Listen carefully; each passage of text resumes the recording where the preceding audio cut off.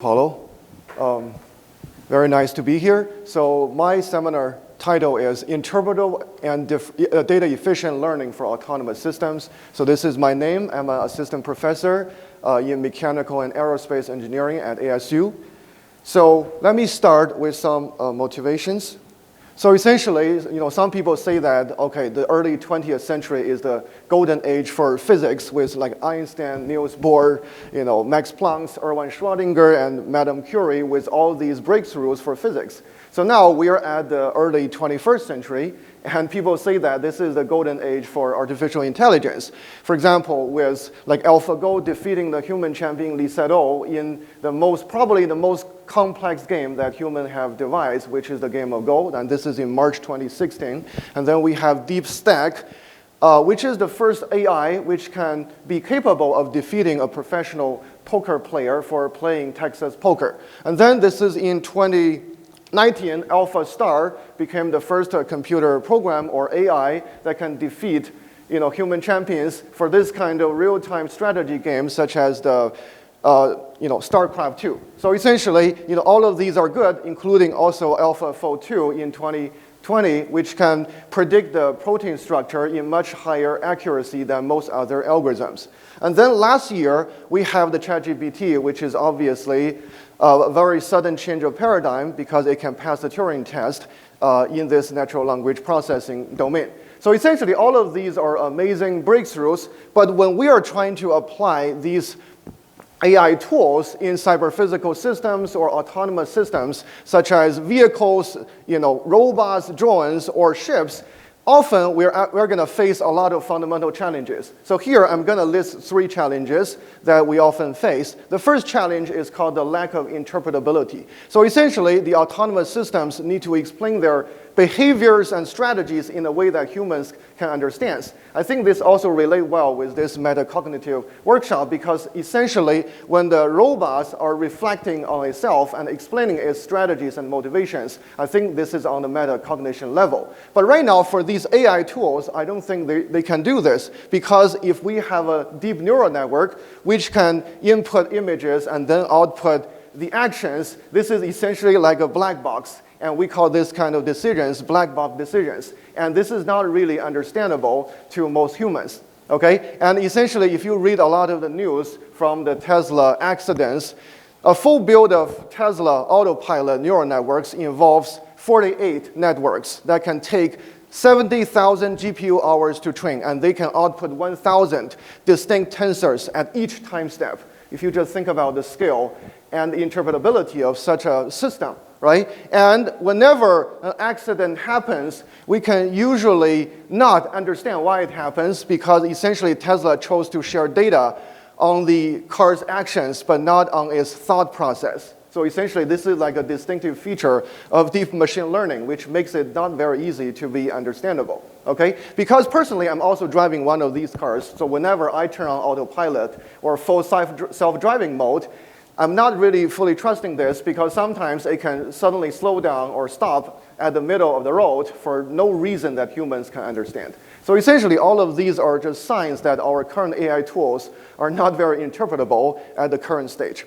Okay, so now the second challenge that I think is the intensive need for data. We see a lot of these breakthroughs here. For example, AlphaGo or AlphaGo Zero can already defeat the human champions, right? Which is a great breakthrough. But just think about how many data it used to train such a system. It needs like 4.9 million games of self-play before it can achieve such performance. And then about AlphaStar, which is very good at this kind of team level, multi-agent real-time strategy game, but it needs like 200 years of real-time StarCraft play before it can achieve this. Okay? And then about ChatGPT, it is pre-trained on 300 billion words and 570 gigabytes of text data.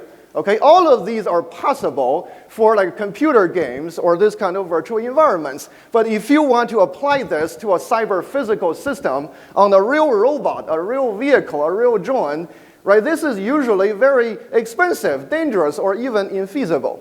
So this is a real challenge here. We need to significantly improve the data efficiency. Otherwise, there's no way we can smoothly apply these tools to a physical application.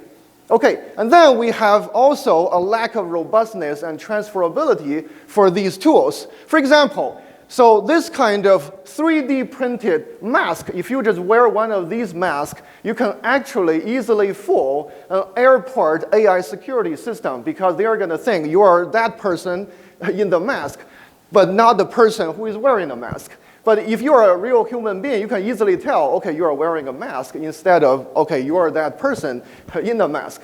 So essentially, a lot of these AI systems, they work very well for the normal cases, but they can easily fail for this kind of corner cases, or this kind of cases where you have some noise or uncertainties, or some kind of this kind of even adversarial attacks.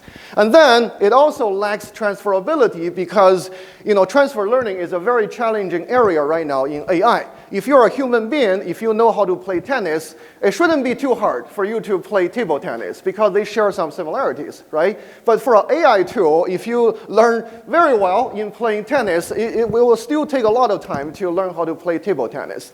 So essentially, it has a significant lack of transferability as well. I'm just listing some of the challenges of the current AI tools when we are trying to apply them in a cyber-physical systems. So today, because of the limitation of time, I'm going to choose two parts of my research as the main topic for today. So essentially, my research lies at the intersection of three areas: machine learning, formal methods, and control theory.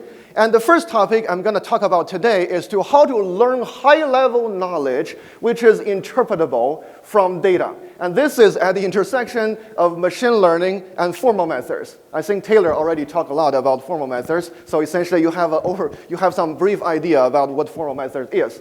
And then, in the second part, I'm going to talk about how to learn the high-level knowledge and use it to expedite reinforcement learning, because reinforcement learning has been very successful in many virtual environments, but how do we apply it to the physical environments? We need to improve the data efficiency and interpretability, and this is at the intersection of all three areas.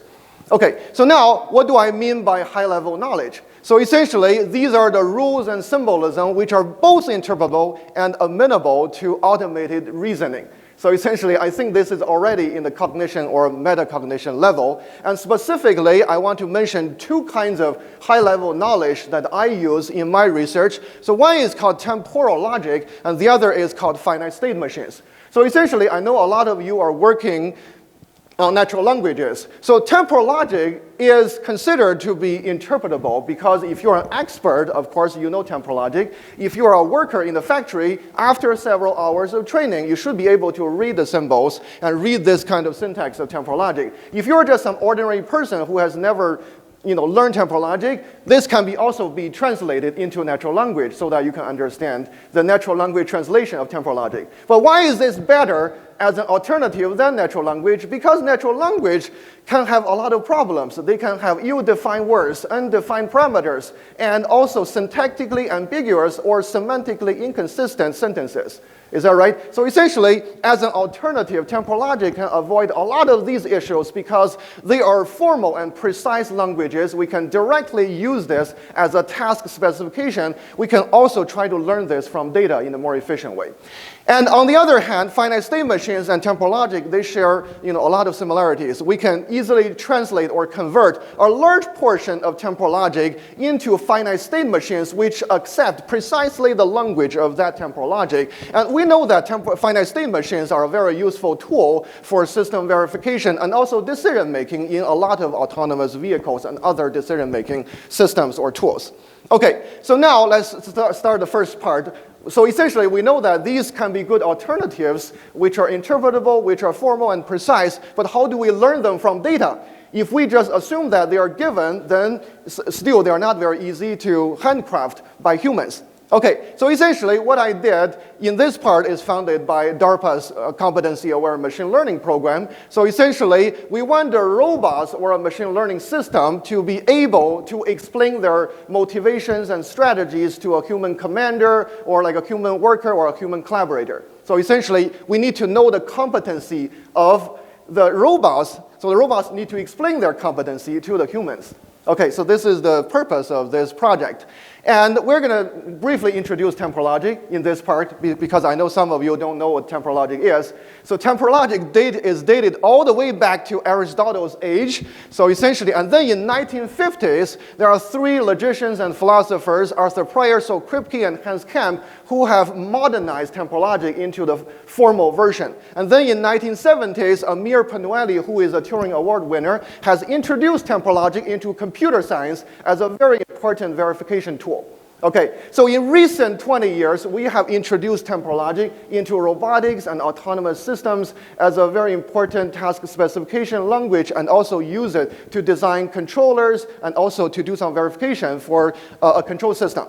So now let's briefly talk about what is the structure or syntax of temporal logic. It all begins with the atomic predicate P, which can be as simple as an inequality. X is greater than or equal to 3, where X could be the velocity of the car. And then we can add some Boolean operators, such as negation, conjunction, disjunction, implication on one hand. And on the other hand, we can add some temporal operator because this is temporal logic. And then, for example, we can have this diamond, which means eventually, this box, which means always. So we can say that, okay, eventually this car is going to stop from time 0 to time 5, or we can say that the car is going to always avoid this obstacle for the next 10 time units. And then by combining all of these operators, we can even combine them to have some more complex formulas like this one. So essentially, it means that for the next 20 time units, whenever P is true, so P is some high-level event, well, then either Q1 is true for at least once during the next 8 time units, or Q2 is true for at least once during the next 5 time units, and continue to be true for 3 time units. So all of these can be expressed by temporal logic in a very formal, precise, and interpretable way. But if you want to say this in natural language, you can say that. It's very easy to say this in an ambiguous way. Okay, so now how to learn this from data. So essentially, we're going to have a machine learning system which takes into data as the input, and then we're going to output temporal logic formulas as the high-level knowledge. So essentially, there are mainly 2 types of temporal logic inference, which is the process of learning temporal logic formulas from data. One is called identification, which is to learn it from only positive data. We have a lot of human demonstration data which are positive for the robots to learn. And this is called temporal logic inference for identification. And later, we're going to talk about temporal logic inference for classification, which is when we have both positive and negative data. So now, let's say we want to infer a signal temporal logic formula that is satisfied by all the positive examples that are provided. So here, just to make it more visible, I have a blue signal and also a red signal. So essentially, as you can see, this is the blue signal with some spikes, and then we also have some red signal with some spikes. So essentially, I want to learn a formula like this, which can be translated into this natural language sentence of at any time t from 0 to 20 seconds, there exists some time instant before the next 5 seconds such that this y value is greater than 2 millimeters. So essentially, it means that for every 5 seconds interval, there is going to be a spike which is greater than 2 millimeters. So this is what the sentence means. Okay, so essentially, now how do we learn such a formula from such positive trajectories? And there is a big caveat, which is called tautology.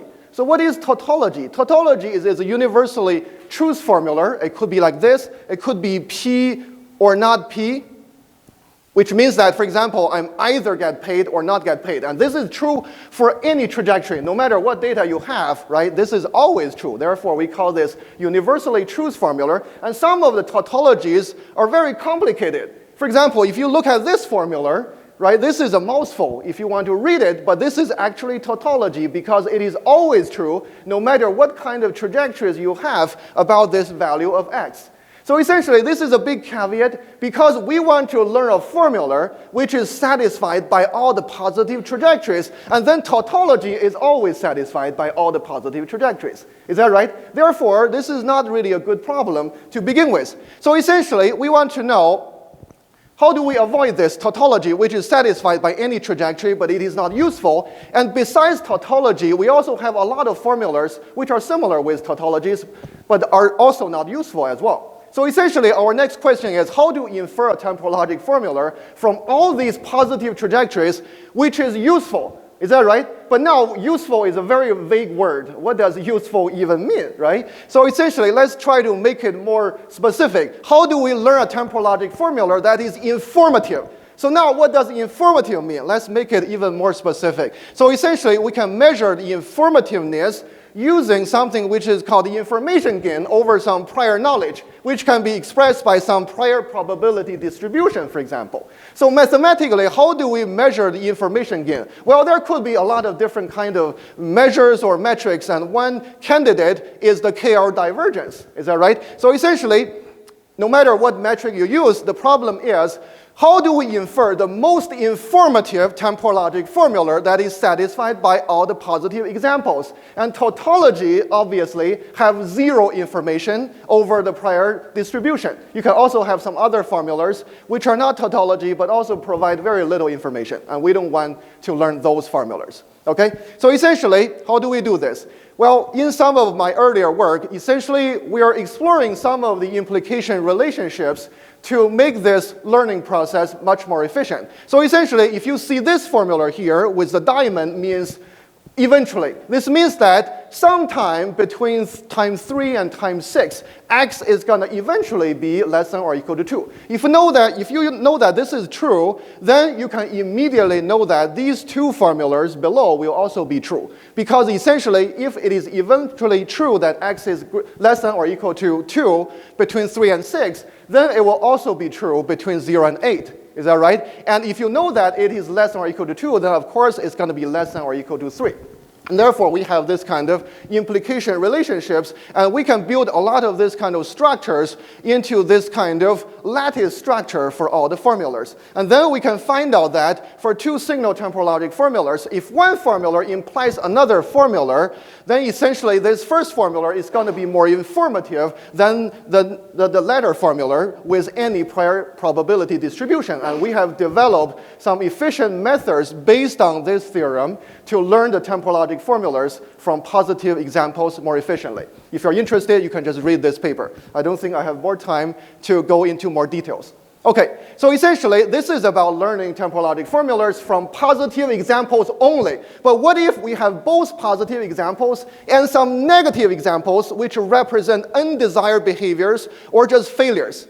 Okay, well, actually, this makes the problem a classification problem. And I think one of the state-of-the-art methods started from this decision tree approach by Bombara in 2016. So essentially, let's say we have a set of trajectories.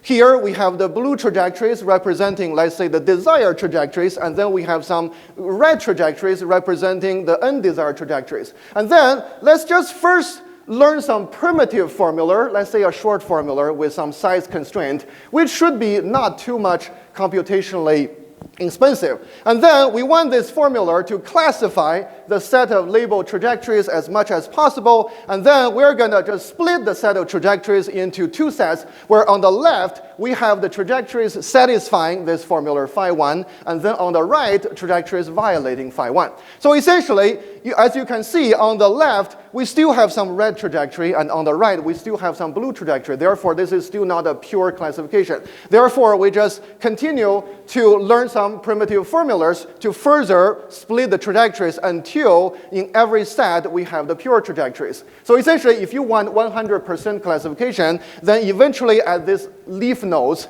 all of the sets should only contain trajectories of only one color. And then we can just combine the formulas. So essentially, we only look at the branches that lead to the blue nodes. So essentially, we can have phi 1 and phi 2. We can also have not phi 1 and phi 3 leading to the blue nodes, and then we just combine them with a disjunction. And this will be the formula which can classify the blue trajectories and red trajectories with 100% classification. Of course, if you want a lower classification rate, you can also set the stopping criterion to be a different number. Okay, so this is all good, but there is a big downside of this approach, which is that in learning these primitive formulas, they are heavily relying on the so-called templates. For example, you have some structure already encoded when you are learning these primitive formulas. So what we did on top of this is to learn the structure of the primitive formula as well using max SMT solver. So essentially, SMT is essentially satisfiability modulo theories, right? It is an extended version for set solving. So essentially, we're going to encode the structure as here, the structure of the primitive formula as a syntax tree or a syntax deck. And then we're going to learn the structure by solving SAT or SMT, depending on whether you are learning linear temporal logic or single temporal logic. Then we will no longer be relying on the templates when we are using the decision tree approach to learn temporal logic formulas for classification. Okay, so all of these are still for perfect data. What if the data is not perfect, which is always the case in realistic scenarios? So essentially, when the data is not perfect, then we are no longer classifying finitely number trajectories, but instead we're considering all the uncertainties and also the insufficient labels that are present in the data. For example, here you have these blue dots. Well, but maybe these blue dots are not really the ground truth value. The ground truth value may be somewhere in a circle. So essentially, you need to essentially classify infinitely many trajectories represented by these uncertainties. And we have developed a method which is called uncertainty-aware temporal logic inference. So essentially, one way to deal with the uncertainties is just to sample trajectories from these interval of uncertainties, and this is highly inefficient. And what we did instead is to just directly learn from these interval trajectories as a structure, and this can significantly improve the computational efficiency of such inference. Okay, so now let's talk about some other applications of temporal logic inference very briefly. So essentially, there are a lot of applications, including explaining group behaviors. For example, we can use temporal logic inference to learn some temporal logic formulas to explain the soccer strategies. And then we can also use temporal logic formulas or temporal logic inference to explain privacy-preserving fault detection for smart buildings. We can use temporal logic inference to discover spatial temporal patterns for 3D printing or additive manufacturing.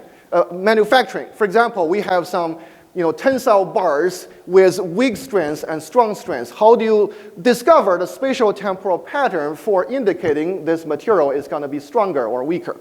And then we can also use this for explainable model discrimination for biological systems. So all of these are just some applications of temporal logic inference. And this is going to conclude the first part of today's talk, which is how to learn this high-level knowledge from data. So now let's move on to this intersection between all three areas. When we know this, or when we learn this high-level knowledge from data, the next step is to use such learned knowledge to make reinforcement learning more efficient in the control part. So essentially, we all know that reinforcement learning is about the interaction between an agent and the environment. Is that right? And this could be highly inefficient when we have complex tasks and sparse reward. So essentially, by complex tasks, we are considering the so-called temporally extended tasks. So essentially, this is going to be represented by some non-Markovian reward function, which depends not only on the current state, but also on the history of states. So essentially, if you have a trajectory of 100 time instance, and if you have 100 different choices at each time step, then you're going to have an exponential growth of the space for this search space. And then, of course, this kind of sparse reward is going to make it even more inefficient. So essentially, reinforcement learning is highly data inefficient and intensive. Okay, so now, how do we solve this? If you think about how humans would do in such situations, when humans are learning how to cook something or how to complete a complex task, we usually don't need millions of data or millions of episodes or millions of trials before we can cook something. Is that right? So why can humans do this in a much more efficient manner? Well, because humans not only learn from the environment, but also reason from what has been learned. And this is also what we have been saying, with this name of Neuro Symbolic learning. And this part of my research is funded by the NSF CPS program with the title of Neuro Symbolic Learning and Control with High-Level Knowledge Inference. So essentially, we're trying to ask the following question. Can a reinforcement learning agent not just learn from intuition, but also reason over its exploration process and distill or learn some high-level knowledge for effectively guiding its future explorations?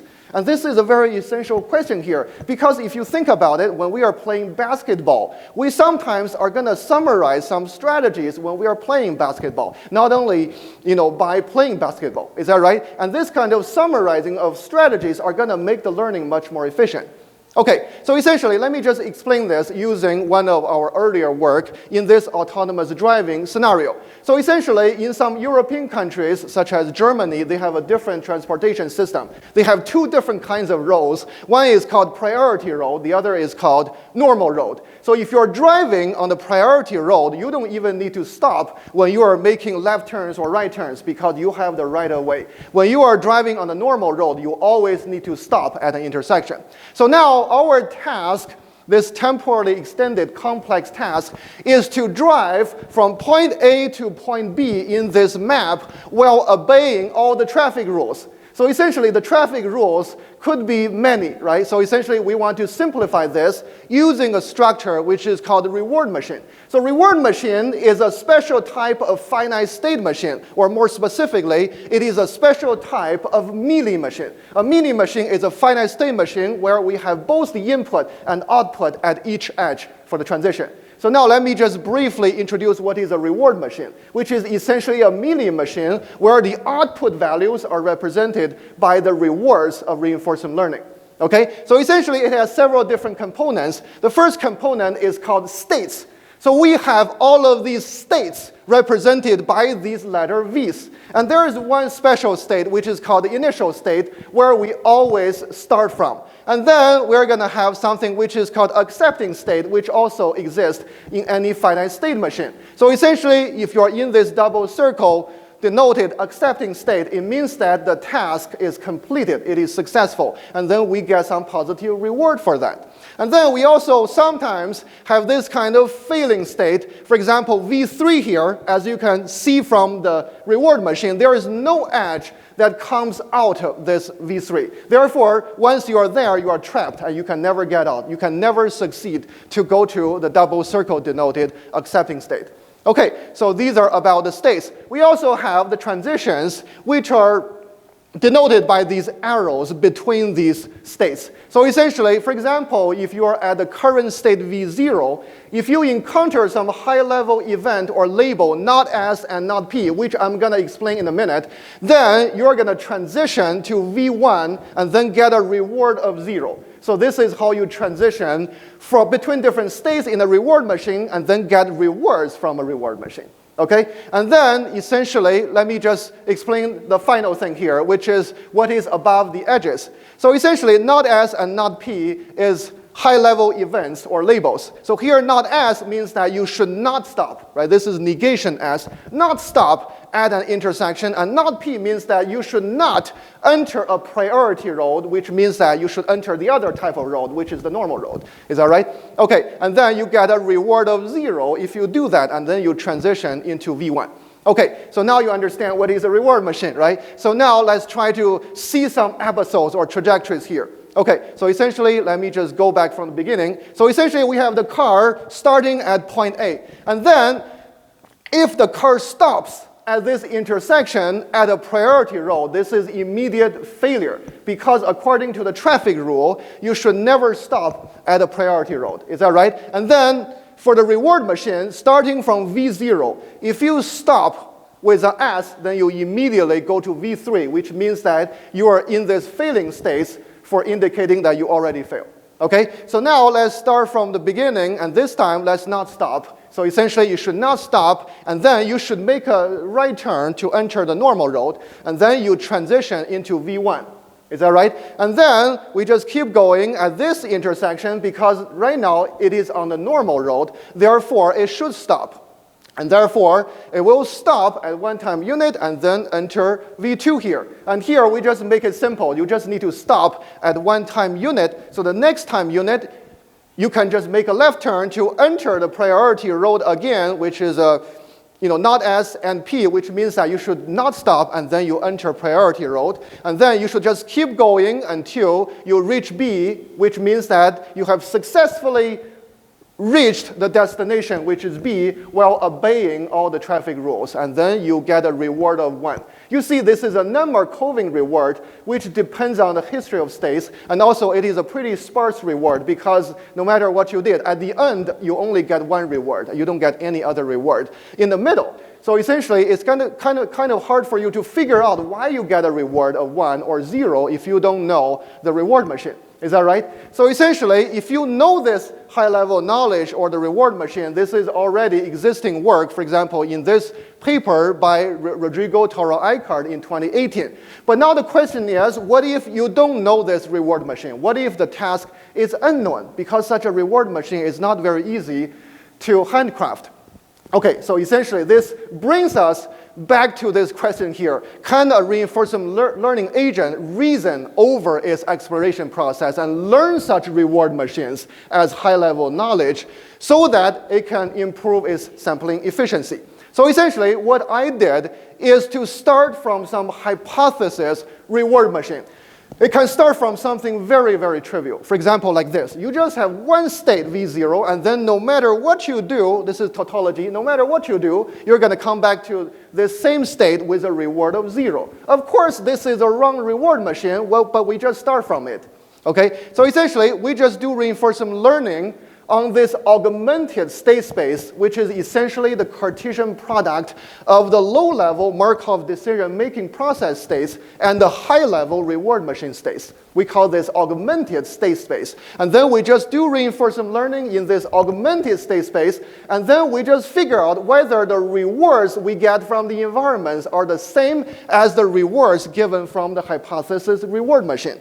So essentially, whenever we have counterexamples, which means that there is some inconsistent rewards from these two parts. One is the environment, ground truth reward. The other is from the hypothesis reward machine. Then we call these counterexamples, and then we're going to learn a new hypothesis reward machine from the counterexamples. For example, after one iteration, we're going to learn this new hypothesis reward machine, which is more complex. As you can see, it already learned to stop at the priority road, right? It already learned we need to reach destination B. But still, it has no idea what you should do at an intersection at the normal road. Is that right? Therefore, you're still going to encounter some further counterexamples. And then after, let's say, 7 iterations, this is a real number in my experiment, after 7 iterations of such reward machine learning, we eventually learn such a reward machine. And this reward machine looks nothing like the ground truth reward machine, but we observe no more counterexamples after we learn such a reward machine.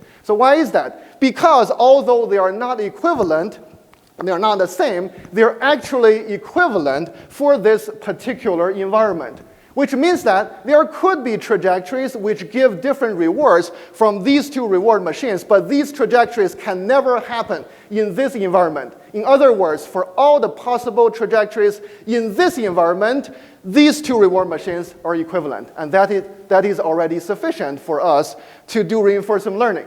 Okay, so essentially we have proven that our method can almost surely learn a reward machine in the limit, which is equivalent to the ground truth reward machine for all the possible trajectories from the environment with one condition on the episode length. So essentially, the episode length should be sufficiently long. So more specifically, it should be at least this number, where this is the size of the MDP and this is the size of the reward machine.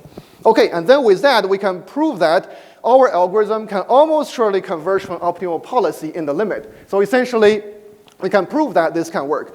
But how about the empirical performance? So essentially, this is in 2020. We have shown that at least we chose 3 state-of-the-art back in 2020, which is Q-learning in this augmented state space, hierarchical reinforcement learning, which has shown to be very effective in this kind of high-level tasks, and then also deep reinforcement learning with double Q-learning, or DDQN. And then our method can improve the sampling efficiency by at least 20 times, not only in this autonomous driving scenario, but also in an office world scenario and also a Minecraft world scenario. So essentially, it has shown to be more effective and more efficient in some scenarios that we have tried for this kind of temporally extended tasks with non-Markovian reward functions. But then we try some even more complex tasks, and then we find out that our JRP algorithm can still be not very effective when we make the task very, very complex. And therefore, we have developed two further methods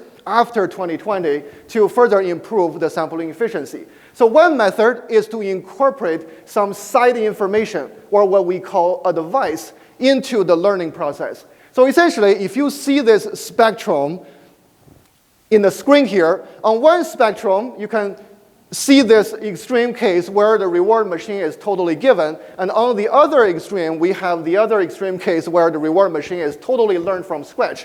But what we usually have in the realistic case is that we don't know the reward machine, but we do have some side information about the environment. Is that right? When you are driving a car, it's not like you don't know anything about the traffic rules. Therefore, we want to incorporate this kind of a device in the form of regular languages. So we all know that regular language is a language accepted by finite state machines. So essentially, we can just encode this kind of a device in finite state machines, and then we just learn such finite state machine, we just learn such reward machine, which is consistent with the device automata or finite state machine during the process. Okay, so essentially, then these are some of the empirical results in comparison still with these two baselines. Of course, it's going to outperform these two baselines. And then we also find out that with more detailed advice that we give, the sampling efficiency can be even further improved. So essentially, the better the advice you give, the more detailed advice you give, then the better performance you are going to get. And what's more surprising is that we find out that sometimes, even if we give some wrong advice, the agent can still detect some of the advices are wrong and then just ignore these advices. So essentially, this is what we call a device-guided reinforcement learning. And then, in another branch, we're trying to incorporate active learning in this process. So essentially, this is all from Angluin's L-star algorithm. So essentially, there are two kinds of queries in Angluin's L-star algorithm. One is called membership queries. The other one is called equivalence queries. By answering these queries, one can learn an automaton in a more efficient way. Okay, so essentially, we're trying to apply this in the setting of reinforcement learning, but there is one question. How do you answer this membership query when the agent is doing reinforcement learning? For example, I want to query, is this label high-level event sequence A, B, C getting a reward of 0 or 1? Right? We cannot immediately tell the answer. We can only encourage the agent to explore this sequence. So therefore, we have designed some auxiliary reward to encourage the agents to explore this kind of sequence corresponding to the membership queries. And after a set of membership queries, this inference engine can essentially learn a hypothesis reward machine. And then we're going to do some equivalence query, which is asking, is this learned hypothesis reward machine the same or equivalent with the ground truth reward machine? Right? So essentially, if the answer is yes, then we see no more counterexamples, and then the RL is going to converge very fast. Otherwise, there will be counterexamples, and then we feed the counterexamples back into the loop, and then we ask membership queries again. So all of these are going to stop until the RL converges to the optimal policy. And we can also prove that it's going to converge to the optimal policy in the limit. Okay, so using this active learning approach, we see that in some more complex task scenarios, this active version can be even more sample efficient than the standard approach that I just talked about. Okay, so essentially, we have done these two things, and these are still for a single agent system. What if we have multi-agent in the system? Is that right? So essentially, multi-agent RL is much more challenging than single-agent RL because the agents in the system are simultaneously learning and modifying their behaviors. Is that right? So essentially, each agent needs to take into account the other agent's behaviors while it is learning its own policy. And this is what we call the non-stationarity issue. To address this issue, there are some approaches who just perform RL in this joint action and state space for all the agents. And of course, this is not scalable. And therefore, there will be some other decentralized approaches which can make it more scalable. So what we face is an even more challenging problem because we not only have the explosion of the states, we also have, what is the time now? 5 minutes, okay. We also have the temporally extended task as well. So there is also a complexity in terms of the temporal part. So essentially, we have developed mainly two methods to improve the efficiency and scalability of such methods applied to reinforcement learning with given reward machine and also later with learned reward machines as well. So essentially, we have found out that although you have a reward machine, so here to simplify this, I have simplified the reward machine as a finite state machine. So essentially, there are two branches which can lead to the completion of the task. So either you do A1, A2B, or you do A2, A1B. So essentially, the order between A1 and A2 doesn't matter. And here, A1 can only be done by agent 1. A2 can only be done by agent 2, and B need to be done by both of the two agents. So essentially, we found out that with such a task, it can be decomposed into the two separate reward machines or finite state machines for each agent, because essentially the order of A1 and A2 doesn't matter. So in such a setting, agent 1 doesn't even need to care about agent 2. Agent 1 just need to complete this automaton or reward machine, and then agent 2 just need to complete the second one. And then when they are doing the separate training, when you combine them, they can actually do the team-level task in the perfect way. So this is what we call bisimulation relationship. Okay? So essentially, then based on this theoretical result, we have developed an individual training team execution paradigm where we just train the policy in the individual setting for each agent, where we just simulate some synchronization signal from the other agents. And then when we are really doing the execution in the team setting, we just combine all the agents' policies. And this turns out to be much more scalable and the state-of-the-art approaches. And the other approach that we tried is called decentralized graph-based multi-agent RL with given reward machines. So essentially, the high-level idea is to use some truncated Q functions, which just uses localized information and policies, and we find out this can also make it much more efficient. So all of these two methods are still in the collaborative setting where the agents share the same reward function. We also have another setting which is called the non-cooperative setting where each agent has its own separate reward function. And in such a setting, each agent is not really trying to achieve the global optimal strategy, but instead, each agent is trying to learn a best response strategy at a Nash equilibrium. So essentially, we have developed a method for such non-cooperative multi-agent RL with given reward machines which outperforms state-of-the-art methods such as Nash-Q learning. Okay, and then essentially we also have the learning version of this where we do joint inference of high-level knowledge and policies in multi-agent RL. Okay, so now in summary, so our approaches can explain and guide autonomous systems, taking into account the limited availabilities of simulated and real data, expressivity, and interpretability of high-level knowledge representations. And I'm going to stop here for questions. Thank you very much.